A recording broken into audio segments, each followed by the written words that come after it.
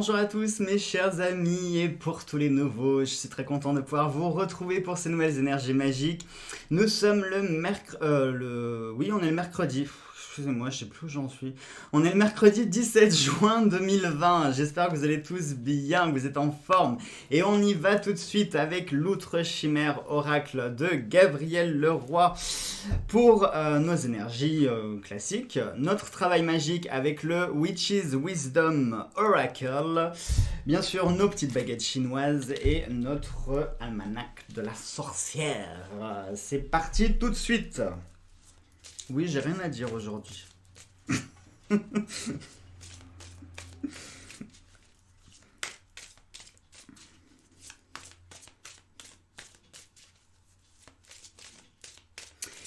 Allez. Elle a failli se retourner, mais elle s'est pas retournée, donc du coup on va pas regarder. Alors, nous avons les deux conques qui nous parlent de la fertilité. C'est marrant les amis parce que hier on a eu l'épouvantail qui nous parlait de stérilité et je vous disais peut-être qu'il faudrait s'élever de votre champ et partir dans une terre plus fertile. Et fait exprès, nous avons la fertilité. Donc peut-être que vous avez suivi le conseil, que vous avez changé de cap, vous avez pris une autre décision et ça va vous mener vers quelque chose de plus fertile. Donc ça pourrait nous parler de choses qui vont être beaucoup plus productives. Productrices? Non, productives aujourd'hui. Nous avons les saltimbanques qui nous parlent de fantaisie. Alors je sais pas pourquoi quand je vois... Ah pardon, je vous ai pas montré la carte. La fantaisie pour moi ça me parlerait de choses comme ça, un petit peu fofolle, peut-être réagir sur un coup de tête, suivre plutôt son cœur plutôt que la raison, enfin vous voyez on va développer ça. Et nous avons en plus les esprits de la nuit qui nous parlent de l'ombre, et oui il nous fallait bien une petite ombre au tableau. Alors bon déjà on va regarder un petit peu les chimères, ce que ça nous donne. Donc nous avons le dos du cheval là, ici qui nous parlerait de salaire. De salaire, le 17, oui, si, certains sont peut-être payés le 15, donc oui, ça pourrait nous parler de salaire, pourquoi pas.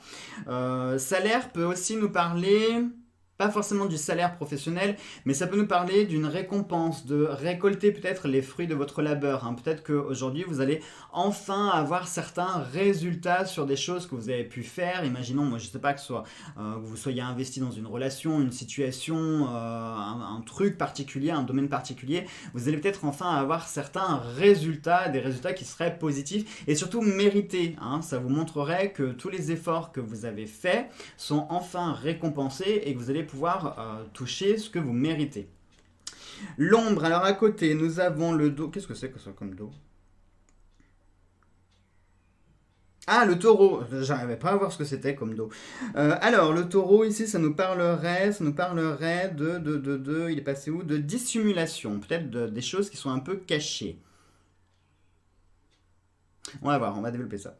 Et pour celui-ci, on aurait le lion qui nous parlerait d'humour. Oui, alors, ok.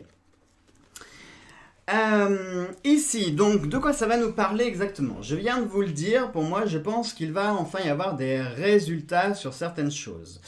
Le côté ombre et... C'était quoi, dissimulation, que je vous ai dit, secret? Dissimulation.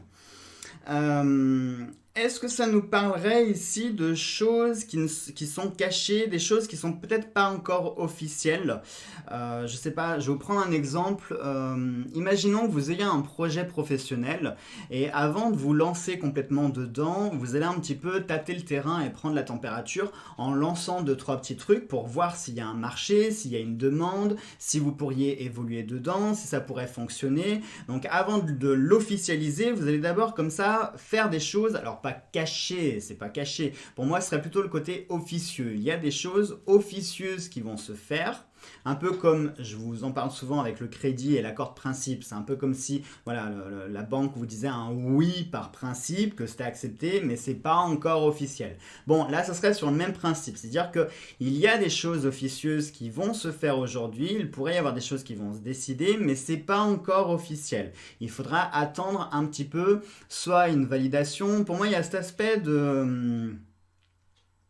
Il y a cet aspect de rechercher, d'aller à l'encontre de quelque chose, de ne pas attendre en fait que ça vienne. Vous allez devoir aller chercher quelque chose. Et vous allez devoir un petit peu fouiller. Enfin, vous voyez, il y a cet aspect, oui, quand je vous dis caché, ça me fait vraiment penser à cet aspect de fouiller, de chercher des réponses, d'obtenir des informations, savoir un petit peu comment ça se passe, etc. Mais tout en ayant un petit peu ce côté secret, ce côté mystère, quelque chose peut-être que vous allez garder pour vous. Ça peut être aussi ça. Hein, peut-être que le côté salaire, le fait de récolter, ça peut être aussi récolter des informations. Peut-être que vous allez aller aujourd'hui à la pêche aux infos pour obtenir certaines choses. Mais voilà, tout en gardant un peu cet aspect secret, caché, vous gardez les choses pour vous, vous ne les exposez pas, soit par peur de rivalité, soit par peur que ça ne fonctionne pas, soit par peur de ne pas vous faire d'illusions, puisqu'en plus on en parlait hier de les illusions, hein, tout ce qui était illusoire.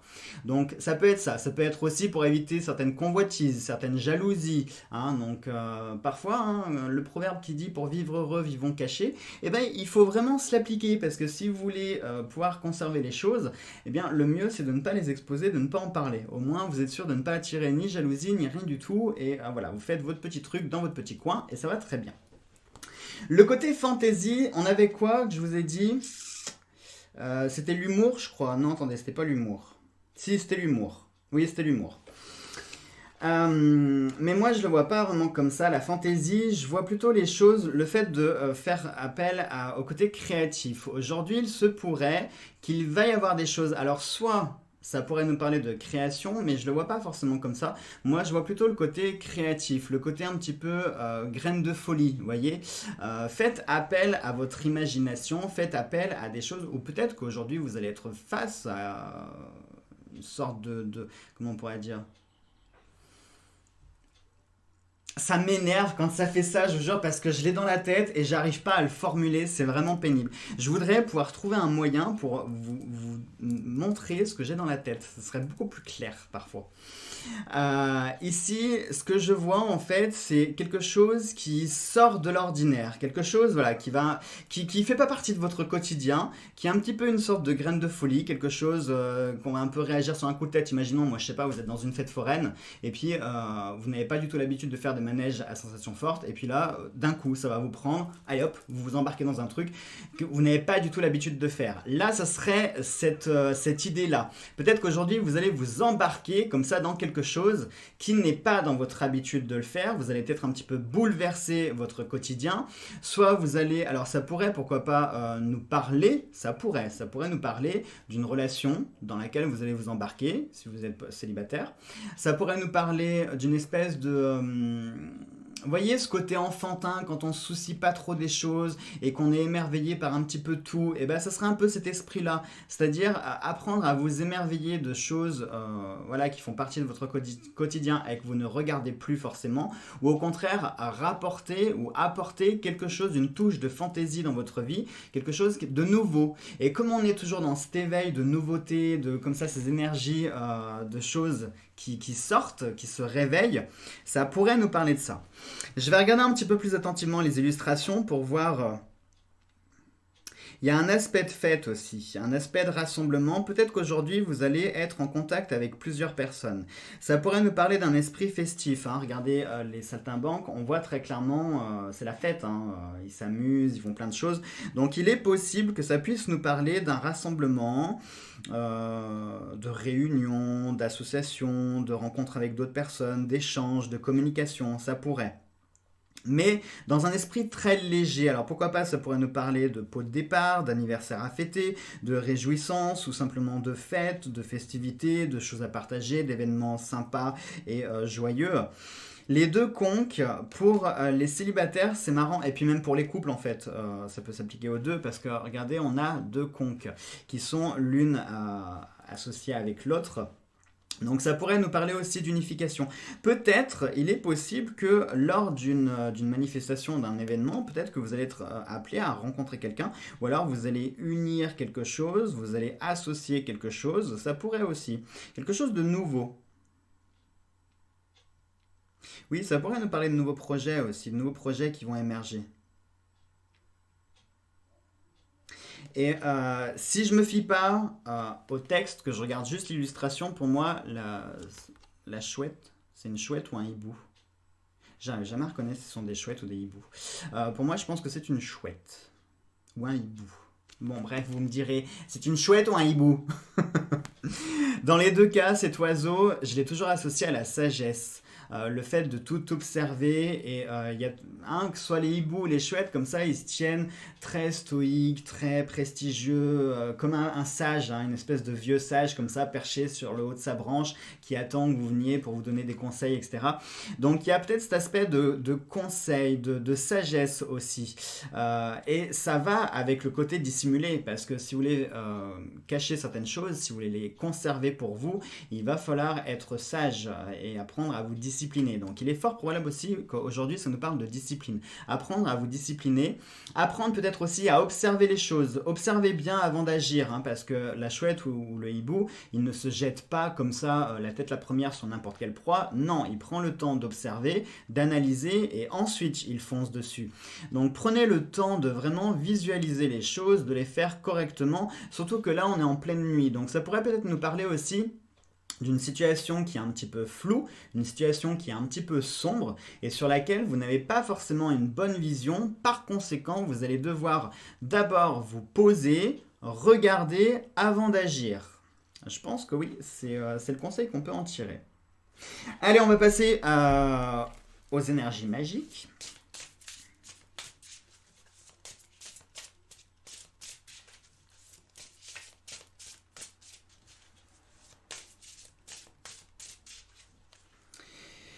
Alors, nous avons l'Atame. Très important l'Atame.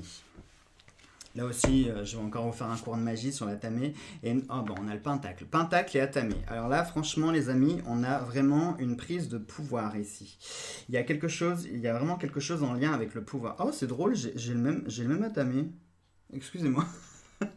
C'est vraiment marrant. J'ai exactement le même. J'avais jamais fait gaffe que c'était l'Atame que j'avais. Donc ici ça nous parle d'une prise de pouvoir. Pour moi le pentacle déjà ça nous parle de tout ce qui est bien matériel, tout ce qui est financier, tout ce qui est concret, tout ce qui est aspect à la famille, aux amis, c'est vraiment le symbole de protection. C'est aussi une étoile donc ça peut nous parler d'un certain espoir. Mais vraiment aujourd'hui on va avoir une journée qui va être placée sous le signe matériel, financier, famille, concret. On va être dans ce côté concret, dans les choses concrètes, dans les choses terre à terre, les choses qui se font. Sachant que le pentacle, c'est le symbole de la terre, faut le savoir. L'Atame, on est sur des prises de décision, on est sur le fait aussi de couper certaines choses, puisque l'Atame nous permet de rompre les liens. Alors l'Atame, il a plein de vertus. L'Atame, il sert autant à réaliser des connexions, c'est-à-dire que très souvent, quand on veut connecter quelque chose avec le ciel, avec des entités, etc., on va souvent pointer l'Atame dans le ciel et, pour établir comme ça une connexion, faire une espèce d'antenne. L'Atame nous permet aussi, quand on le plante dans la terre, de renvoyer tout ce qui est énergie dans la terre, puisque la terre va permettre de neutraliser, que ce soit négatif ou positif. Quand vous avez trop d'énergie en vous, vous plantez, vraiment vous visualisez que l'Atame est une sorte de prise et vous plantez votre Atame et ça va vous permettre comme ça d'expulser toutes vos énergies, qu'elles puissent retourner à la terre. Donc l'Atame c'est vraiment un symbole de connexion, mais l'Atame il permet aussi et avant tout de couper les choses. On a aussi une référence au masculin, puisque je vous l'ai dit hier, le chaudron c'est la matrice, c'est le symbole de la femme, c'est le féminin sacré. L'Atame, vous l'aurez compris, eh bien c'est son analogue, puisque ça va être le masculin sacré. Je vous fais pas un dessin, vous aurez compris pourquoi, Atame égale phallus, c'est assez facile à trouver.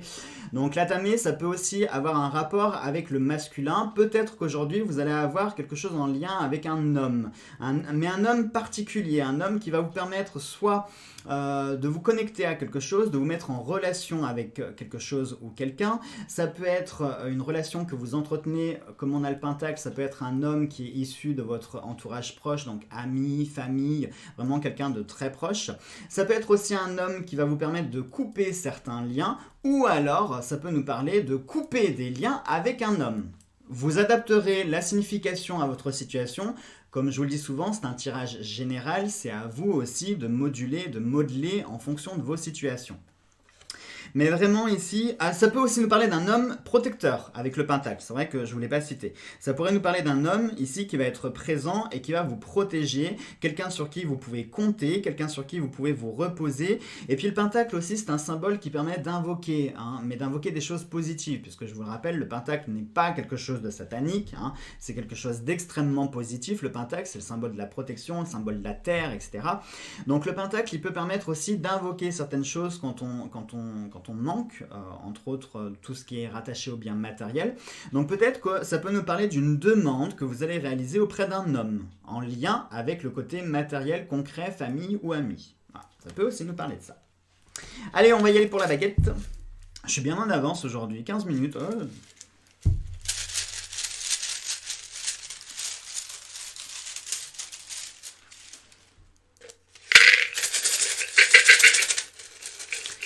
Alors, nous avons la numéro 25. Bien, la 25. Ah, presque, j'étais à 21. 25. Même si vous paraissez souffrir d'une grande perte en ce moment, une amélioration va se produire. Bien qu'elle risque de n'être que partielle et insatisfaisante, les choses vont s'arranger, mais pas tout de suite. Vos perspectives d'avenir sont meilleures sur le plan professionnel que sur le plan personnel. Aussi serait-il souhaitable de prendre sur votre temps de travail pour vous occuper de votre vie privée. Peut-être avez-vous négligé l'aspect spirituel de votre personnalité. Ça, c'est super intéressant parce que je vais pouvoir rebondir dessus, les amis. Allez, n'hésitez pas à tout relire. Alors, je vous parlais de reconnexion. C'est marrant avec le pentacle et la tamé. Que la tamé permettait de créer un lien, de se connecter, de couper certains liens. Donc peut-être qu'en ce moment, vous investissez trop dans certaines choses et peut-être pas assez dans d'autres choses que vous délaissez. L'aspect spirituel, on n'en parle pas assez. Et croyez-moi les amis, pour l'avoir vécu là il n'y a pas très longtemps, avec le confinement, tout ça, l'aspect spirituel, quand votre psyché ne va pas bien, quand votre... alors c'est pas vraiment mental, c'est plus l'âme. Mais vraiment quand votre âme ne va pas bien, tout le reste ne va pas non plus. Puisque l'âme loge dans le corps, si l'âme ne va pas bien, votre corps n'ira pas bien. Donc vous pouvez potentiellement développer certaines maladie entre guillemets, parce qu'on est plus sur des choses en fait qu'on se crée, on serait sur une espèce d'effet placebo, c'est-à-dire que oh je suis pas bien, et à force d'être pas bien, vous allez vraiment pas être bien, on a un petit peu cet effet de cette relation de cause à effet. Donc vous pouvez avoir des problèmes de santé qui vont se déclarer si votre âme n'est pas bien. Automatiquement, tout le reste va être touché, c'est-à-dire que votre côté professionnel va aussi être touché, parce que si vous n'êtes pas bien, eh bien vous n'allez pas être productif, vous n'allez pas être dans votre travail. Votre famille, c'est pareil, vous n'allez pas savoir profiter des instants du bonheur, etc. Enfin, vous voyez, tout va être touché. Donc l'aspect spirituel, c'est vraiment quelque chose de très important. Peut-être qu'ici, on a un message pour nous dire de nous reconnecter avec l'aspect spirituel. C'est vrai qu'aujourd'hui, malheureusement, on vit dans une société où le spirituel, en fait, d'une part, il est très compliqué de trouver sa voie, parce qu'entre toutes les religions, tous les idéaux, etc., on ne sait pas quoi croire, on ne sait plus... Le problème, c'est un peu ça, c'est que le côté spirituel dans notre société actuelle reflète le côté surconsommation.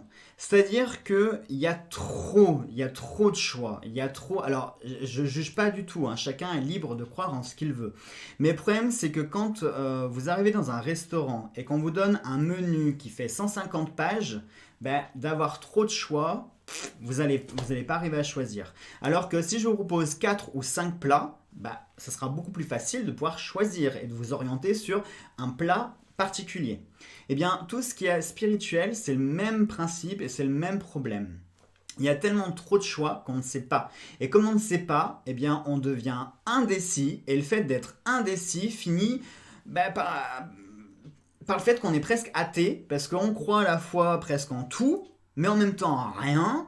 Et comme comme on a des preuves de tout et de rien en même temps, et ben ça finit de consolider l'idée qu'on ne sait pas où est-ce qu'on se situe. Est-ce qu'on croit en Dieu, mais je crois aussi aux esprits, mais du coup on m'apprend dans telle religion que les fantômes c'est forcément des démons, etc. Enfin vous voyez, il y a tellement aussi de contradictions entre toutes les spiritualités que ça devient extrêmement compliqué de pouvoir se créer sa propre foi.